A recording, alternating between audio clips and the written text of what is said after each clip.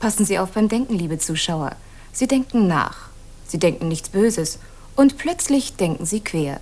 Das meint jedenfalls Lore Lorenz in ihrem Soloprogramm Spielregeln für Querdenker, das wir aus dem Düsseldorfer Komödien übertragen. Wir wünschen Ihnen gute Unterhaltung. Ach, da fliegen zwei Raben neben ihnen auf und als Siegfried aufmerksam ihrem Flug nachsieht, stößt Hagen ihm den Speer in den Rücken. Tja. Entschuldigung, kannst du mir bitte sagen, wo ist meine Krawatte? Keine Krawatte zum Smoking anziehen. Eine Fliege, die ist unten in der zweiten Schublade, glaube ich. Ja, Maria wird gezeigt. Na, hoffentlich. Meine Güte.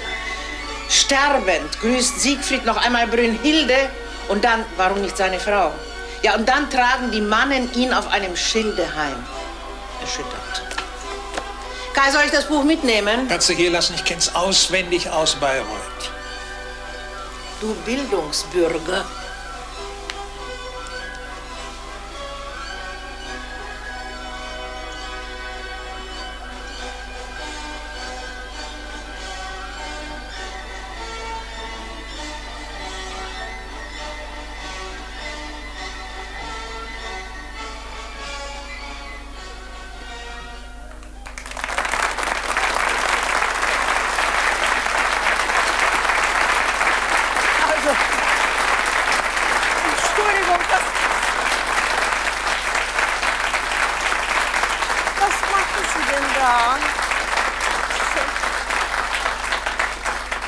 Verzeihen Sie bitte, was machen Sie hier? Hat man Ihnen nicht Bescheid gesagt an der Kasse? Ich spiele heute nicht. Ich hab alles nur für morgen vorbereitet. Das ist doch morgen. Ich gehe heute in die Oper mit dem Kai. Ja, in die Götterdämmerung. Oh, meine Güte, ist das aber unangenehm. Hören Sie mal, das ist so peinlich. Es musste mal sein, wir haben uns diesen Abend mühsam freigeschaufelt. Das ging gar nicht anders. Wir haben so viel am Hals. Sie glauben es nicht. Das ist fürchterlich. Ja, nur gut, Sie können sagen, was stresst diese arme Frau so. Hat nichts zu tun, den ganzen Tag nichts zu tun, spielt am Abend 2 Stunden. Aber ich habe eine ganz tolle Sache vor. Ich sag's Ihnen jetzt, aber Sie dürfen es nicht weiter sagen. Aber nur, damit Sie wissen, warum ich heute Abend in die Oper muss. Ich habe eine Aufgabe übertragen bekommen. Ich muss die große Silvestersendung vorbereiten. Ja, stellen Sie sich vor, die ganz große Silvestersendung, die vom 31. Dezember 1999. Ja. Ich weiß. Ja. Ich weiß, einige von uns werden das Datum nicht mehr erleben, aber gut, schön. Man kann auch sagen, 11 Jahre ist ja noch eine lange Zeit, aber das ist unglaublich kurz. Glauben Sie mir, bei einem solchen Unterfangen, und der Kai hat noch mehr am Hals, er ist auch noch nicht fertig. Sehen Sie, das ist typisch, nicht? Ich bin fertig, er sucht noch die Fliege zum Smoking. Also er hat deshalb so viel am Hals, weil er die Leute engagieren muss für diese Sendung. Und das ist jetzt also auch aus dem Nähkörbchen geplaudert, wer sich in dieser Branche 2 Pointen in der richtigen Reihenfolge merken kann, ist auf Jahre ausgebucht.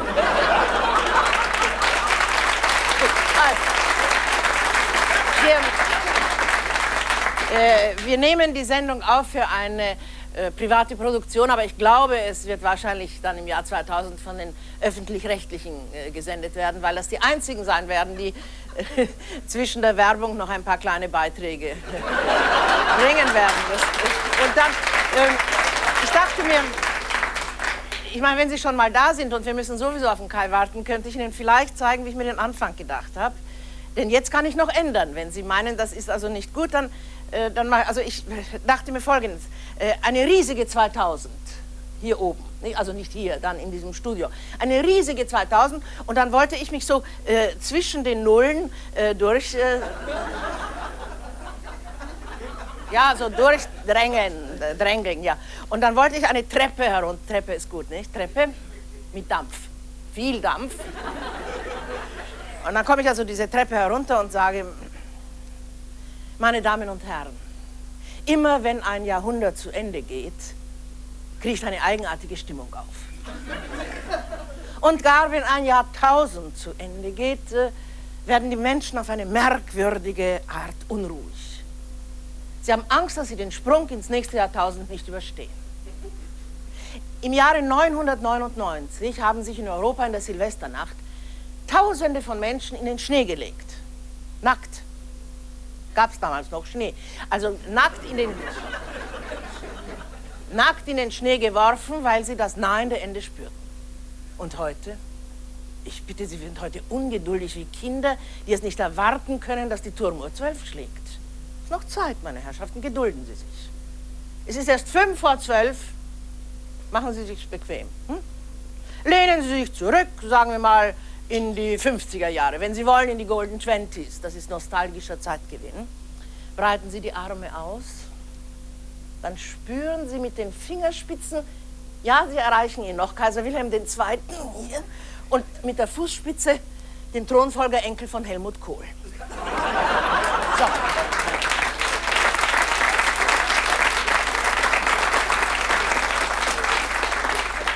Stellen Sie eine Karaffe Rotwein auf den Tisch. Zünden Sie eine Kerze an. Halten Sie einen gut aufgelegten zu Spätromantiker dezent im Hintergrund. Ja, Maler. Maler passt wunderbar zum apokalyptischen Aperitif. Ergreifen Sie Ihr Glas. Schauen Sie von Ihrem leicht erhöhten, aber immer noch demokratischen Standpunkt auf die Landschaft zu Ihren Füßen am Horizont, ein roter Feuerball. Für das Auge mag er unbeweglich verharren, aber die Erfahrung sagt Ihnen, dass er schon bald den Horizont touchiert und auf die kultivierte Landschaft niedergeht. Warum auch nicht? Schließlich leben wir im Abendland. Der Name ist ein Programm. Trinken Sie ohne Hast. Denken Sie an den römischen Weinbau, an Colonia Agrippina, Kölnisch Wasser, Kanalisation, nein, das ist doch vielleicht ein zu gewagter Sprung. Aber überlegen Sie, was haben wir nicht alles geleistet? Wir haben Städte gegründet, Früchte kandiert, Herden gezüchtet, Kriege und Land gewonnen, Steuern erhoben, die Geister aus den Bäumen vertrieben. Ja, Geschichte war für uns machbar. Wir haben Gewürze gebraucht. Was haben wir klugen Menschen getan? Wir haben Indien gesucht, Amerika gefunden. Das war unser Verhängnis.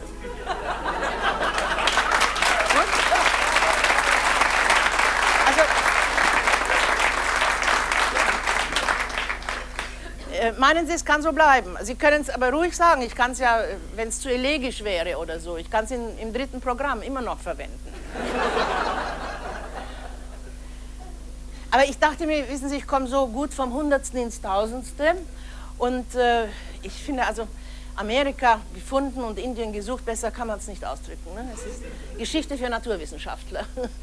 Kai, meine Güte, das kann doch nicht so schwierig sein, eine Fliege zu finden. Der Riesenhuber trägt jeden Tag eine. Ja, jetzt haben wir einen zweiten auch noch mit Fliege, den Herrn Klein. Hans Klein oder Johnny Klein oder wie der heißt. Ich freue mich so auf diese Götterdämmerung. Wissen Sie, mir ist so nach Oper heute und nach Wagner. Und ich weiß, Wagner ist nicht jedermanns Sache. Ja, ja. Verhöhnt ihn ruhig. Wagner, Wahnfried, Lindenblatt als musealen Tempel der Kultur, als bürgerliches Feigenblatt. Ihr habt ja völlig recht. Der Mensch ist viel zu schlecht für so viel Pathos. Nur ich brauche das. Ich muss von Zeit zu Zeit in diesen Luftschutzbunker der Vergangenheit, nicht um mich von der Welt zu lösen, nein, um zu dösen. Götterdämmerung, schwellender, quellender Schicksalsklang. Götterdämmerung, schauriger, trauriger Untergang. Götterdämmerung. Also so pathetisch wird nur inszeniert, wenn es in Bayreuth ist oder sonst wo. Wenn aus der DDR ein Regisseur, der würde das anders machen. Na gut. Einst gab es das. Das Gute, das war gut. Das Schöne, Wahre war noch schön und wahr. Und bös war das, was man nicht tut. Wie lächerlich naiv. Wie abgeschmackt und schief war dieses Weltbild. Klar, es stimmte nie. Doch man hat daran geglaubt. Hat seinen Alltag damit abgestaubt, ging in die Oper, um sich zu erbauen am edlen Grauen. Götter. Die Menschheit hat das Lügen ausgelebt. Uns armen Spätgeborenen bleibt nur Spott. Zu viel ersehnt, zu hoch geschwebt. Drum nichts wie auf den Müll mit Mythos und Idyll. Was soll der Unfug? Mein Uli, das Lohengrin. Ich brauche das. Ich fliehe von Zeit zu Zeit in diesen Wagner-Bunker vor der Wirklichkeit. Und wissen Sie warum? Weil bei Wagner nach dem Untergang des Guten immer noch die Hörner tuten. Und bei uns geht das Gute sang- und klanglos unter. Rein zeitlich gesehen dürfte ich es mir gar nicht leisten, in die Oper zu gehen. Das ist mein Vorschlag. Ich dürfte gar nicht vom Schreibtisch weg, glauben Sie mir. Haben Sie gesehen, was da alles hängt? Alles Themen. Ich muss ja nicht nur aktuell sein in dieser Silvesternacht. Ne? Ich muss ja auch das Jahrtausend wenigstens streifen. Ich habe mir gedacht, vor dem ersten Werbeblock dachte ich Luther, Galilei, Französische Revolution. Gut? Ja, wissen Sie, am Anfang kann ich es ja noch locker angehen. Ja, da flippen ja die Leute noch nicht durch alle Kanäle, da machen sie doch nicht dieses Channel Crossing. Ne? Aber dann kommt,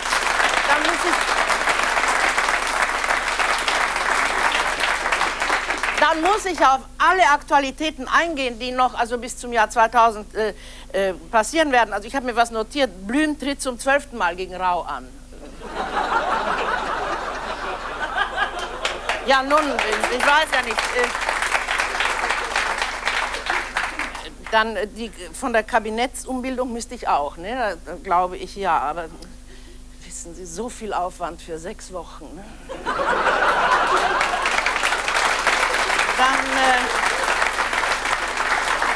Oh, das ist auch wichtig, Versuch der Grundgesetzänderung, damit Rita Süssmuth außer Bundestagspräsidentin auch noch in mindestens 3 Ländern Ministerpräsidentin werden kann, weil die Personaldecke ja so dünn wird bei denen.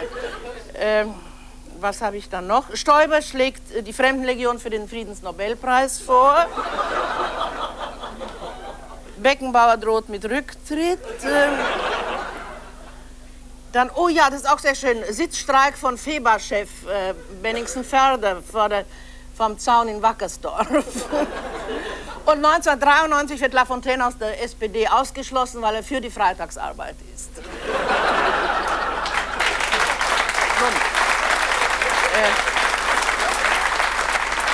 Was habe ich dann noch?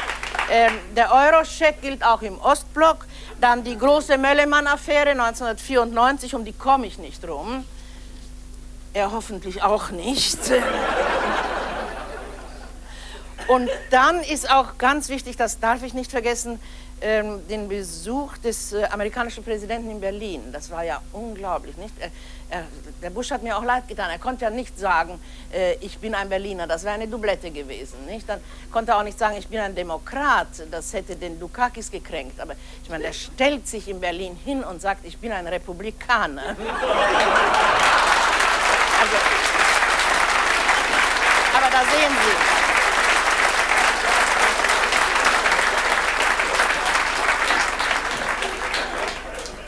Da sehen Sie, mit welchen Schwierigkeiten ich zu kämpfen haben werde in dieser Silvesternacht. Ja, das darf ich auch nicht vergessen. 1991 erklären die Republikaner die CDU durchaus für koalitionsfähig. So, wieder auf die Französische Revolution zurück. Die ist schwierig, weil sie leicht kopflastig werden kann, nicht? Und da muss ich also warten, sagen wir, bis dann die Guillotine da ist actionmäßig auch was los. Dann wollte ich mich so ein bisschen ranspielen und dann singen zum Trommelwirbel, aber nicht jetzt, ne? Ich probiere erst. Also, Sayera, Sayera, Sayera, runter mit dem Kappes. Wenn er ab ist, brauchst du kein Bett und kein Bankkonto mehr, sparst dir Hut und Schlips und den Friseur. Der Oberexekutor steht Kraft seines Privilegs 3 Schritte abseits, leicht erhöht, umleuchtet von Autorität, besoldet nach A6. Zu wenig? Zu wenig, ja? Aber B6 ist zu viel, hab ich gehört. Ne? Also Sie sagen mir noch, ja, damit ich mich nicht vertue. Er ist ein verantwortungsvolles Amt, aber zu viel darf man da auch nicht. Einige reagieren heute nach H4, habe ich das Gefühl. So. Jetzt müssen Sie rätseln, wie viel das ist. Gut. Unsere Revolutionen, die waren nicht mehr so aufregend wie die französische. Es war ja auch der Sturm auf die Bastille. 1832, die Revolution bei uns, hieß zum Beispiel Hambacher Fest. Klingt ein bisschen nach Cannstatter Vasen, ich sehe es ein. Aber es fand statt auf dem Hambacher Schloss und ich sehe hoffentlich nicht Überforderung aufblitzen in Ihren Augen. Das Hambacher Schloss sehen Sie jede Nacht, kurz vorm Einschlafen. Es liegt unter der Hymne. Das ist das Hambacher Schloss. 1848, die Revolution, die war dann schon sehr handfest, das muss ich zugeben. Aber sie wird heute komischerweise so als Biedermeier-Revolution abgetan. Und ich glaube, es liegt daran, dass 1848 Studenten beteiligt waren, so in voller Wichs und farbentragend und schlagend und so. Und wo stehen die heute? Aber damals wurde auf sie geschossen. Und wissen Sie warum? Nur weil sie Patrioten waren. Heute schießen die Patrioten. Also wie heißen sie, die demokratisch geläuterten Patrioten. Sie wissen, wen ich meine, dieser kleine Zwergfaschist in Berlin, der Herr Andres, der immer nur reden darf, wenn Schönhuber nicht dabei ist. Dann darf er was sagen. Das ist der gesagt hat, Deutsch sein heißt ehrlich sein, pünktlich sein, sauber sein. Und dann, dann hat ihm ein Journalist gefragt, hören Sie mal, wie ist denn das, gegen Sie läuft doch irgendein Verfahren wegen Urkundenfälschung. Sagte, auch da bin ich absolut ehrlich gewesen, ich habe immer zugegeben, dass ein Verfahren gegen mich läuft. Ist doch herrlich, ne?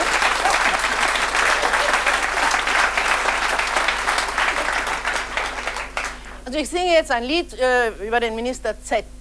Ich sage Minister Z, aber Sie wissen, wen ich meine. Also all diese, so wie die Drängers, die dauernd von sich behaupten, sie wären Patrioten und alle Leute, die das nicht unentwegt von sich selber sagen, für vaterlandslose Gesellen erklären. So. Als der Minister Z sich so wie immer schlaftrunken in sein Bett begab, trat ein Gespenst ein in sein Zimmer, das auferstanden war aus seinem Grab. Gott stehe mir bei, rief da der fromme Mann, ein Terrorist, wenn auch zum Glück schon tot. Die dumpfe Stimme sprach der Geist ihn an. Was zitterst du? Ich bin ein deutscher Patriot. Ich habe es lang genug ertragen und eurem Treiben zugeschaut. Ihr habt gefoltert und geschlagen. Ihr habt uns Deutschland geklaut. Ihr habt uns Deutschland geklaut. Da hielt der Herr Minister ihm entgegen, also das siehst du sicher absolut verkehrt. Der Feind steht links. Wir Rechten legen auf Nationalbewusstsein größten Wert. Das, sprach der Geist, war unser Untergang. Nationalist sein hieß, zu meiner Zeit, von einem Deutschland träumen ohne Zwang, von Freiheit, Gleichheit und Gerechtigkeit. Ihr habt die Fahne uns entwunden. Das Schwarz-Rot-Gold war einmal Revolution. Ihr habt das Freiheitslied zersungen auf Feiern der Reaktion. Auf Feiern der Reaktion. Wohlsein, Herr Kamerad. Da rief der Herr Minister empört. Dein Deutschland, Deutschland über alles hat immer schon uns Rechten gehört. Das ist nicht wahr, sprach das Gespenst. Ihr habt nur seinen Sinn verändert und in sein Gegenteil verkehrt. So habt ihr unseren Traum verlacht und unsere Hoffnungen entweiht. Mit Deutschland meint ihr immer nur eure Macht. Wir meinten einmal damit Menschlichkeit.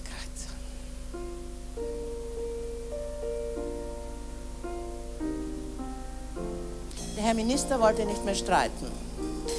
Weißt du, dein Deutschland ist mir eh zu klein, nimm es zurück. In diesen Zeiten muss jeder rechte Europäer sein. Da schien der Geist die Fassung zu verlieren und sagte dumpf, ja, das kann doch wohl nicht sein. Lässt man euch jetzt Europa auch ruinieren?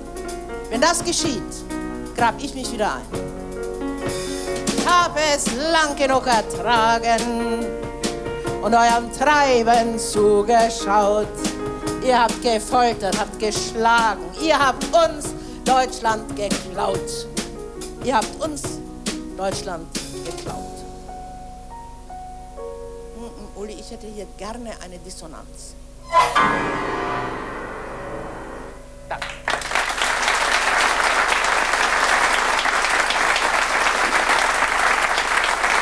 Danke,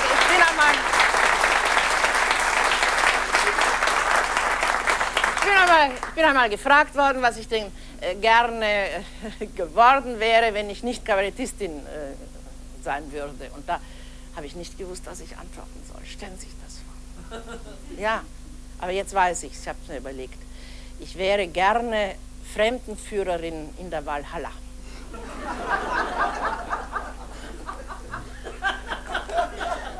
Dieser griechisch-römische Freistiltempel bei Regensburg. Donaustauf heißt der Ort, da ist die Walhalla. Da sind alle deutschen Helden versammelt. Stellen Sie sich das vor, gipsköpfig, kalt, aber nahbar. Gegen Eintrittsgeld sind sie nahbar. Da wäre ich gerne Fremdenführerin, denn das stelle ich mir herrlich vor, unter allen deutschen Helden. Nicht? Auch die echte Walhalla muss ja herrlich gewesen sein. Ich komme wegen Götterdämmerung drauf. Sie wissen, das waren also die Walküren, diese stämmigen Mädels, die schritten dann, nicht mit so hohen Absätzen wie ich, aber sie schritten über die Wahlstatt, so hieß das Schlachtfeld, und dann sahen sie einen toten Helden liegen, erkannten ihn als solchen, hoben ihn auf, mit Sack und Pack, mit Rüstung, mir nix, dir nix, über die Schulter und ab nach Walhall. Und es muss Zeiten in der deutschen Geschichte gegeben haben, da mussten diese armen Dinger wahrscheinlich Sonderschichten fliegen. Wotan Airlines.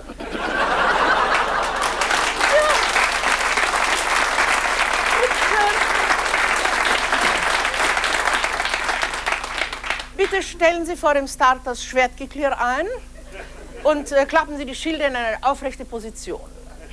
Natürlich kann es Situationen geben, die ein bisschen schwierig sind, das gebe ich zu. Ich habe mir überlegt, was mache ich, wenn eine Gruppe, ja, sagen wir, linke Geschichtsreferendare kommen. Und dann ist bestimmt ein so Kecker drunter, der dann sagt, Entschuldigung bitte, wieso steht hier Moritz von Sachsen, ein reiner Berufssöldner, ein Leasingsoldat, würde man heute sagen, und Karl von Ossietzky nicht. Da habe ich mir überlegt, dann würde ich sagen, junger Mann, wenn Sie in Bayern Geschichtslehrer werden wollen, dann müssten Sie sich frühzeitig in der Kunst des Fragens üben.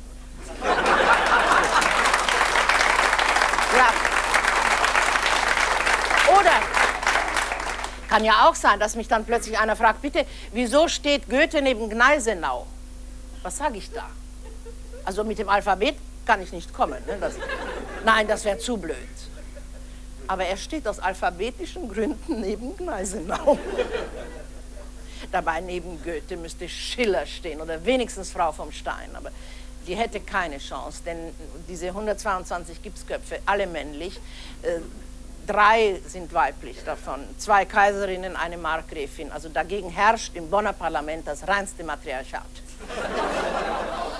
Aber nehmen wir mal was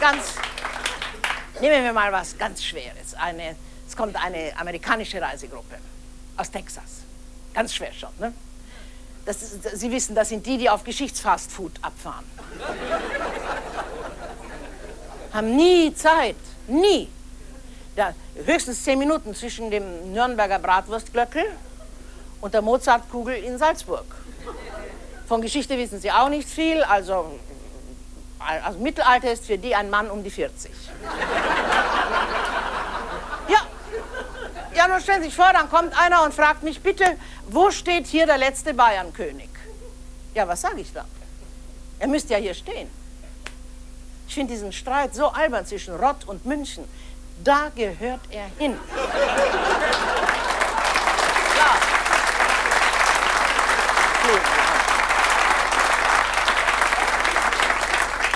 Es hat doch was Schicksalhaftes.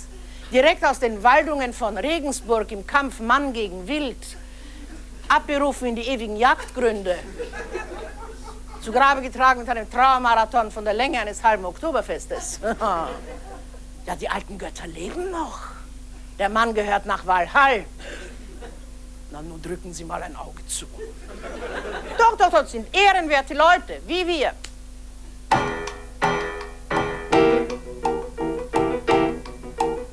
Wir sind doch ehrenwerte Leute. Wir mögen keine Gaunereien. Nur mühsam folgen wir der Meute und bilden uns darauf was ein. Die Politik ist uns zuwider, die Spießer sind uns viel zu bieder. Doch unsere größte Tugend ist gewiss die Fähigkeit zum Kompromiss. Ach, lassen wir doch 5-mal gerade sein. Ach, seien wir doch mal nicht so streng. Wir gießen etwas Wasser in den Wein. Was macht das schon? Was macht das schon? Wir sehen das nicht so eng. Wir sehen nicht gern die Wälder sterben. Wir sehen das, was geschehen muss.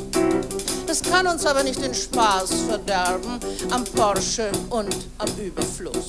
Wir wollen die Giftchemie vernichten, doch nicht auf irgendwas verzichten. Denn unsere größte Tugend ist gewiss die Fähigkeit zum Kompromiss. Ach, lassen wir doch 5-mal gerade sein. Ach, seien wir doch mal nicht so streng. Wir gießen etwas Wasser in den Wein. Was macht das schon? Was macht das schon? Wir sehen das nicht so eng. Wir hassen Tricks und Gaunereien. Es sei denn, dass wir mitkassieren. Wir mögen keine Schweinereien, wenn wir dabei nicht auch kassieren. Die Politik wird immer schlimmer. Wir wählen aber eigentlich wie immer. Doch unsere größte Tugend ist gewiss die Fähigkeit zum Kompromiss. Ach, lasst uns doch ganz einfach lauwarm sein. Wir mögen es ja nicht heiß und kalt. Wir reden große Ideale klein. Was heißt hier gut? Was heißt hier schlecht? Wir arrangieren uns halt. Und das nennen wir dann politische Kultur.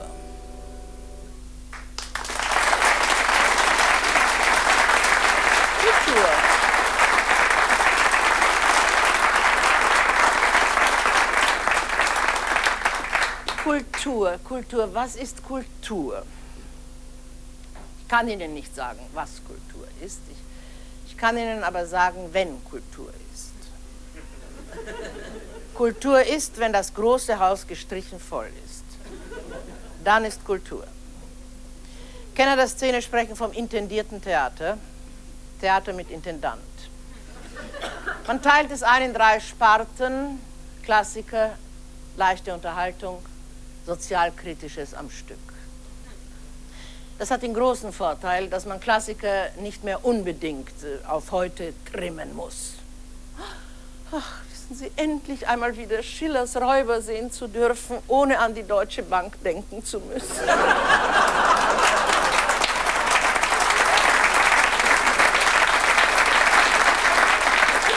Aber was muss man lesen?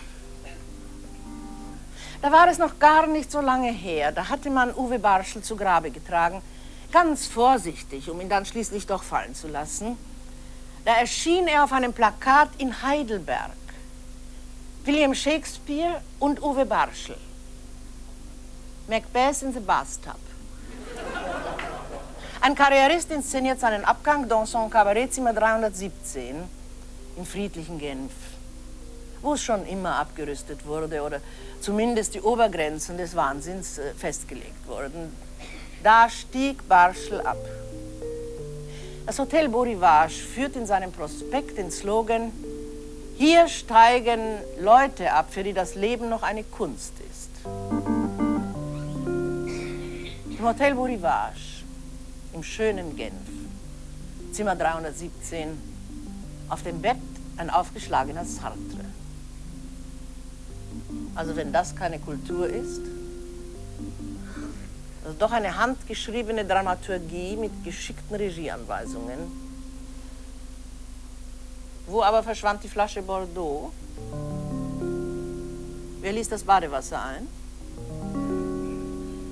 Wie kam dieses Lächeln in sein Gesicht? Wer hat die Spuren von Kiel verwischt? Über allen Gerüchten ist Ruhe. Bleibt noch die Frage, wer drückte Barschel die Augen zu? Macbeth in the Bathtub. Ein Polit-Thriller. Tragisches Ende eines Mannes, der die Macht behalten wollte. Oh, bitte, Entschuldigung, Verzeihung, vergessen Sie diesen Satz ganz schnell, ja? Er war falsch. Bei uns will kein Politiker die Macht. Alle wollen nur Verantwortung übernehmen. Bürger fragen noch, Politiker verantworten schon. Für Uwe Barschel.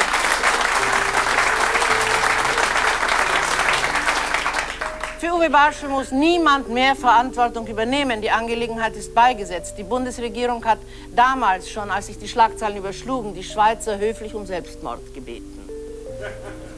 Als man Uwe Barschel zu Grabe trug, ganz vorsichtig, um ihn dann schließlich doch fallen zu lassen, schrieb die Bild-Zeitung, Uwe Barschel ohne Herz und Hirn beigesetzt.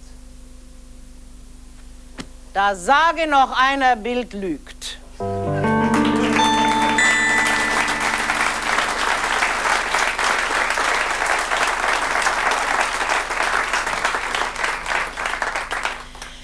Es gibt Leute, die meinen, Uwe Barschel wäre nicht mehr aktuell. Das ist ein großer Irrtum. In der Bundesrepublik wird Uwe Barschel immer aktuell sein. Es ist keine Frage der Aktualität, er ist symptomatisch. Der Kieler Untersuchungsausschuss, der war schon, ja, der ging, ne? Doch, ja, fand ich. Der in Hanau, ich weiß nicht, Sie wissen, der Nucem, Alcem, Pacem, Aeternam, Dona Nobis. Die Geschichte, ja, also ein Fass haben die da nicht aufgemacht. Ne? Aber die anderen Untersuchungsausschüsse, ich glaube, es laufen noch 4 oder 5 oder 6 sogar, nicht? Sowas um die Drehe. Aber was mache ich mit den Untersuchungsausschüssen in der Silvesternacht? Geben Sie mir bitte einen Rat. Über die Affären selbst kann ich nicht reden, da wäre ich im Jahr 3000 noch dran. Aber die Untersuchungsausschüsse, und die sind ja in den seltensten Fällen interessanter als die Affäre selbst. Ich dachte mir, wenn ich das sportlich aufziehe, was meinen Sie so? Also so in der Art, wer in einer Legislaturperiode 4 Untersuchungsausschüsse übersteht, ohne Satz, Punkt und Gesichtsverlust, gewinnt den Grand Slam. Ja?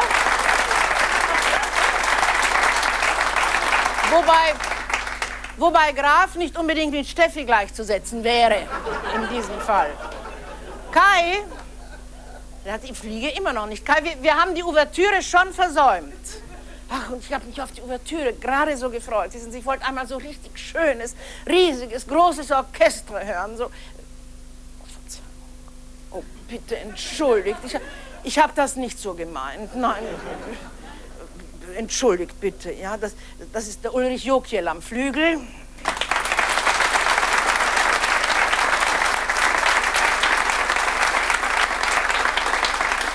Der Holger Clausen am Bass.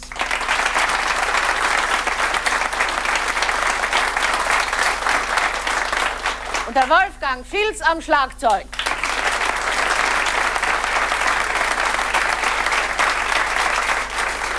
Aber ihr könnt euch vorstellen, wie gern ich mir war so danach, nach Oboe war mir.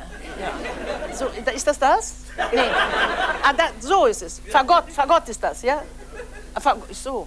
Siehst du, deshalb wollte ich das so gerne mal, und Geigen wollte ich hören. Und, ach, und Bass auch, so, diesen wollte ich. Celli wollte ich hören. Celli, ja. Und schöne Stimmen. Ach, hohes C, nicht so was Heiseres wie mich. Also, Sie haben sicher alle eine schöne Stimme, ne? Alle, ne? Wie Sie da sind. Doch, jeder einzelne von Ihnen. Nur was machen Sie mit ihr? Hm?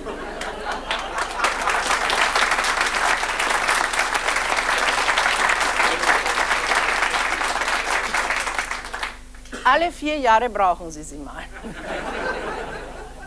Und was habe ich Ihnen jahrelang gepredigt? Sie müssen zugeben, ich habe nie gesagt, wen Sie wählen sollen. Aber was da jetzt in Bonn rumhängt. Nein, nix.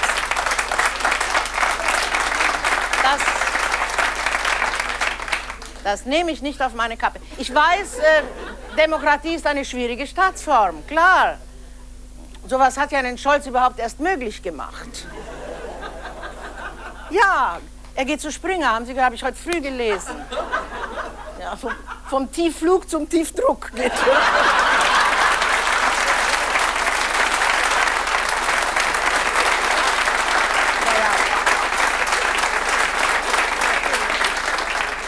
Vielleicht geht er auch nach Brüssel. Da ist ja, der Wörner ist ja schon da und der Bangemann ist da und alle gehen sie nach Brüssel. Wir müssen nur aufpassen, dass Brüssel nicht zur Endlagerstätte wird für ausgebrannte Elemente.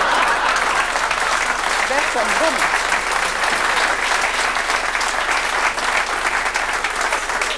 So, aber zurück zu Ihrer Stimme und zu dieser ewig alten, ewig jungen Frage: Was nützt Satire?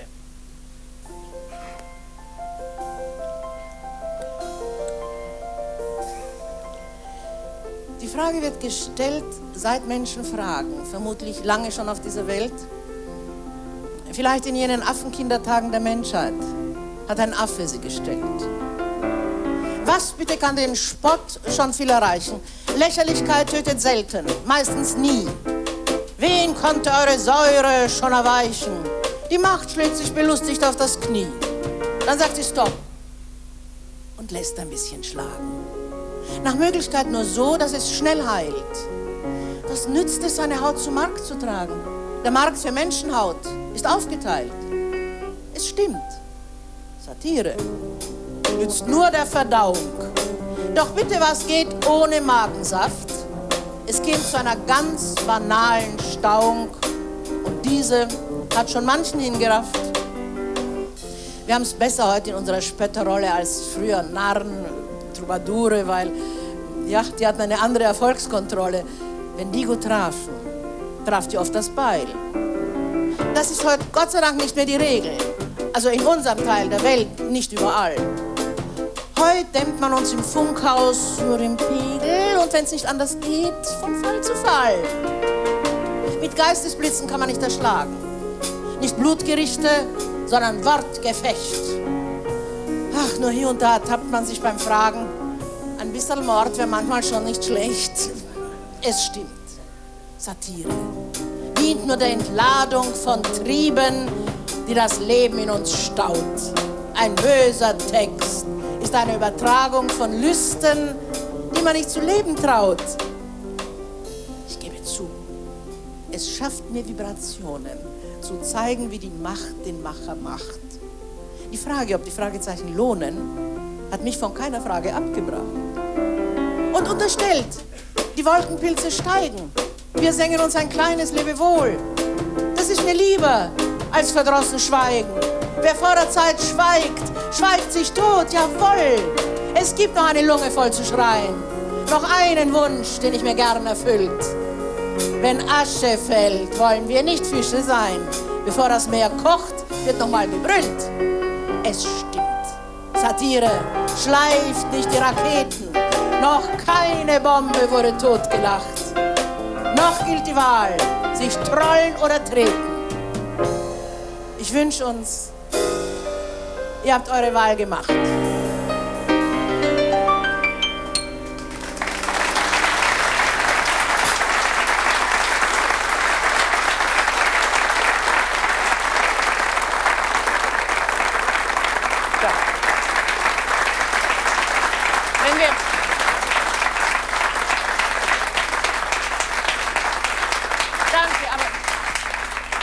Wenn wir jetzt nicht gehen, Kai, dann versäumen wir diese herrliche Stelle, wo die Götter das Gold im Rhein versenken.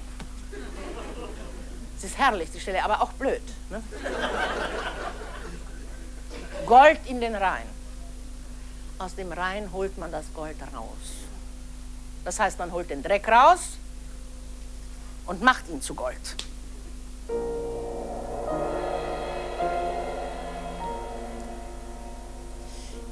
Deutschen Chemiefabrik kam man vor ein paar Jahren auf einen verblüffend einfachen Trick, problemlos den leidigen Müll zu beseitigen und gleichzeitig Geld zu sparen.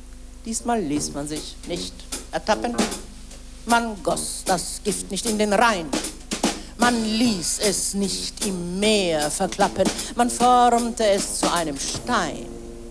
Den hat man dann in Parfum gelegt, getrocknet und in Teile zersägt. Und das ist ja nicht verboten, Pissoirbetreibern angeboten. Genial! Aus Abfall wurde ein Produkt, über das keiner mehr stutzte. Und wenn es der kleine Mann benutzte, wurde es gelb und kaum noch beguckt. So brachte man alles ins Reine durch das Prinzip der Pinkelsteine.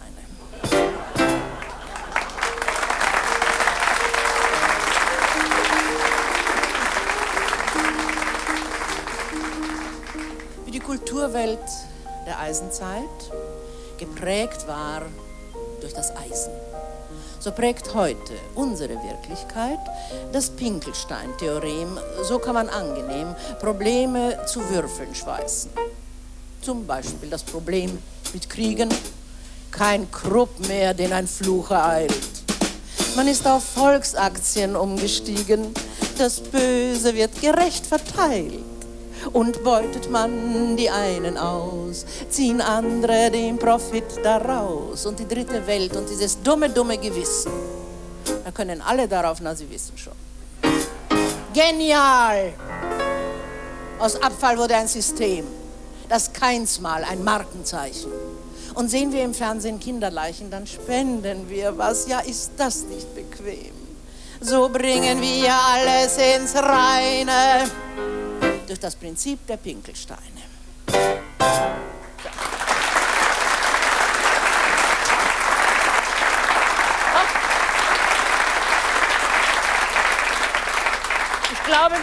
Ich glaube, dass es diese Genialität ist, die bewirkt, dass sich in der Wirtschaft eine gewisse Arroganz breit macht, Politikern gegenüber. Finden Sie nicht auch? Man sollte viel mehr der Wirtschaft überlassen, also noch mehr, als sie jetzt schon zu sagen hat, finde ich. Es würde diese Unsicherheit auch aufhören. Ich bin manchmal sehr verunsichert. Ich gebe das ehrlich zu, wirklich. Wenn ich zum Beispiel heute höre, in Griechenland ist eine Würstchenbude in die Luft geflogen. Kyros oder wie man das nennt. Da frage ich mich sofort, Moment, was war das jetzt? War das Pfusch am Bau, Terror oder schon wieder der niedersächsische Geheimdienst? Oder das hat mich auch so verunsichert, die Geschichte mit den 3 Eskimos, die im Packeis eingeschlossen waren und die 3 Grauwale, die geschwommen sind und die russischen Eisbrecher geholt haben. Können Sie sich erinnern? Tierisch war das. Also ich finde, je tierischer es in der Welt zugeht, umso menschlicher wird es eigentlich. Finden Sie nicht? Doch, überlegen Sie mal, was haben wir doch, was zittern wir, wenn wir von den armen Seehunden hören, nicht? Da sind wir doch richtig betroffen, wenn wir von armen Robben hören. Also es wäre besser in der Welt, glaube ich, wenn wir in unserem Nachbarn eine Robbe sehen würden. Ja, aber doch mal Hand aufs Herz damit.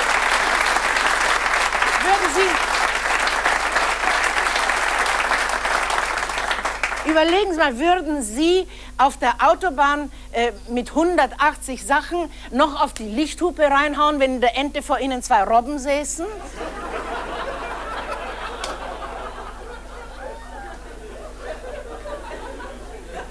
Ja, so ist der Mensch.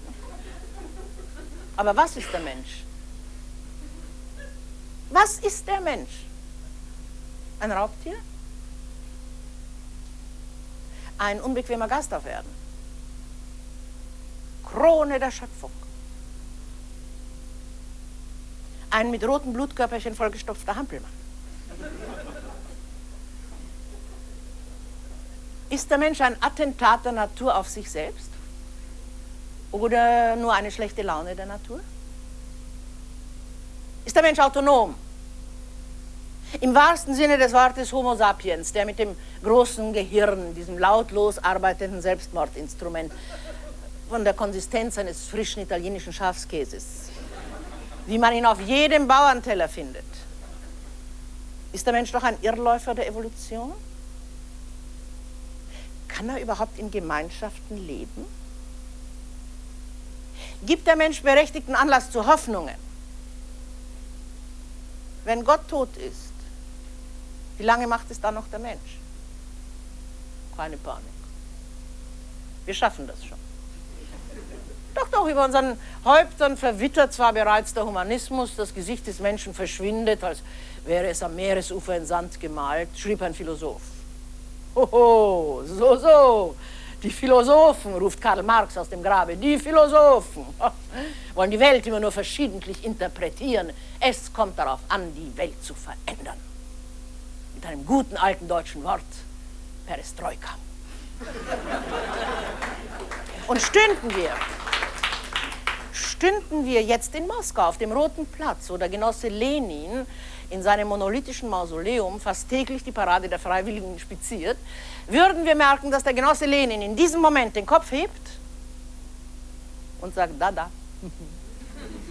Es kommt darauf an, die Welt zu verändern. Wir müssen es darauf ankommen lassen.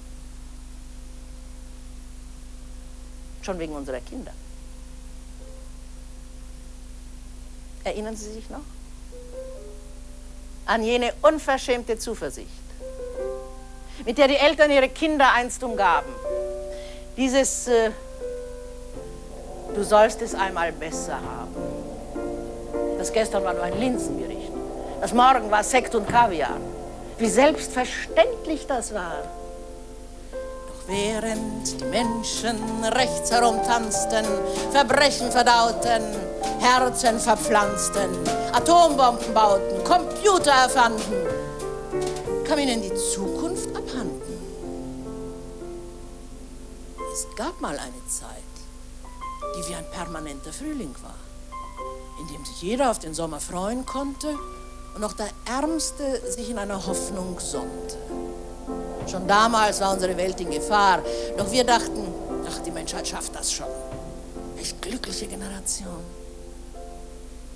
Während die Menschen Autos bewegten, Fernsehen schauten, Gene zerlegten, Hamburger kauten, den Raum überwanden, kam ihnen die Zukunft abhanden.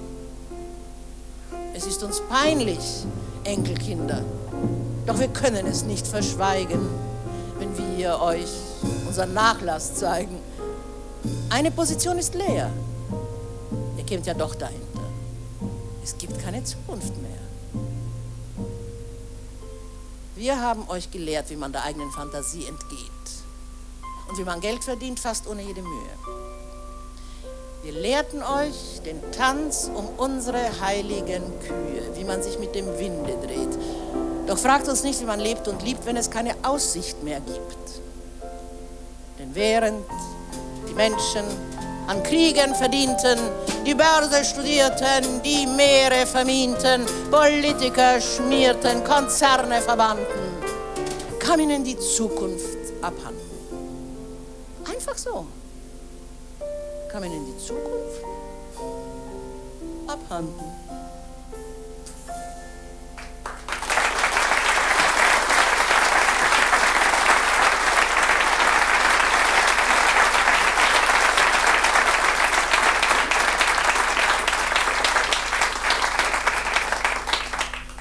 Man spricht immer von Fin de siècle-Katastrophen und ich habe mir überlegt, was könnte die Katastrophe am Ende dieses Jahrhunderts sein? Und ich bin für mich zu einer Antwort gekommen. Ich weiß nicht, ob es Ihnen auch so geht. Ich könnte es ausdrücken mit Verlust des Glaubens oder Verlust des Vertrauens oder Verlust der Glaubwürdigkeit. Wenn ich heute in einer Zeitung lese, dieser und dieser Politiker hat sich bestechen lassen, dann rege ich mich nicht darüber auf, also ich finde das mittlerweile selbstverständlich. Ich frage mich aber sofort, ist das zu fassen? So wenig hat er nur genommen. Wenn ich höre, da